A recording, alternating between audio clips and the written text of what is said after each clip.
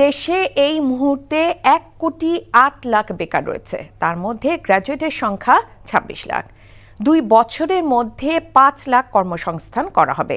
এরই মধ্যে 86,277 জনকে চাকরি দেওয়া হচ্ছে।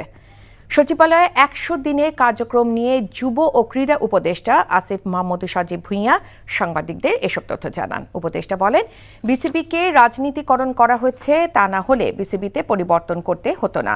এটা সত্যি যে বিসিবি এখন জোড়াতালি দিয়ে চলছে, তবে নতুন পরিচালক নিয়োগের মাধ্যমে স্থবিরতা কাটানোর চেষ্টা অব্যাহত আছে। 100 দিনে আইনশৃঙ্খলা পরিস্থিতি আগের চেয়ে ভালো হয়েছে। যে পরিস্থিতিতে দায়িত্ব নিয়েছিল অন্তর্বর্তী সরকার, সেটা ভঙ্গুর অবস্থা ছিল। আগামী 3 মাসে সরকার দ্বিগুণ কাজ করতে পারবে বলেও প্রত্যাশা তার। আমি বলবো যে 100 দিনের মধ্যে 30 দিন হয়তো একদম মন্ত্রণালয় কেন্দ্রিক যেই পলিসি কাজগুলো সেগুলো করার আমরা সুযোগ পেয়েছি। বাকি সময়টা আমাদের বিভিন্ন সমস্যা সমাধানে আসলে গেছে এবং একটা ট্রানজিশন পিরিয়ড এরকমই হওয়ার কথা, এটাই স্বাভাবিক। তো সেক্ষেত্রে আমরা অনেকগুলো চ্যালেঞ্জ ফেস করেছি। তবে আমি মনে করি যে আগামীর যে 3 মাস, সেই 3 মাসে আমরা এই 3 মাসে যতটুকু কাজ করছি এর থেকে দ্বিগুণ কাজ করতে পারবো। টাকা চুরির জন্য যদি আমার গলায় জুতার মালা পরাইতে হয়, তাহলে আমার শালীর সাথে প্রতারণা করার জন্য তোর ফাঁসি হবে।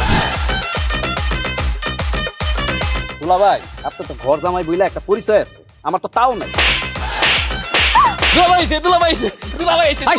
ছেলে রাজনৈতিক ফ্যামিলির মেয়ে হয়ে ওই কাজ করবে। যারে পাবো হারে পিটাবো, রক্তের নেশায় ধরতে, রক্তের নেশায়, কাঁচা রক্তের নেশায় ধরতে। তোমার এই পলিটিক্স আমার বাম পকেটে থাকে। তোর বউরে ঝামেলা পাকাই। এই বেটাই, আমি তখন বিয়ে করিনি। দুইটার আমি গুলি করে মারু।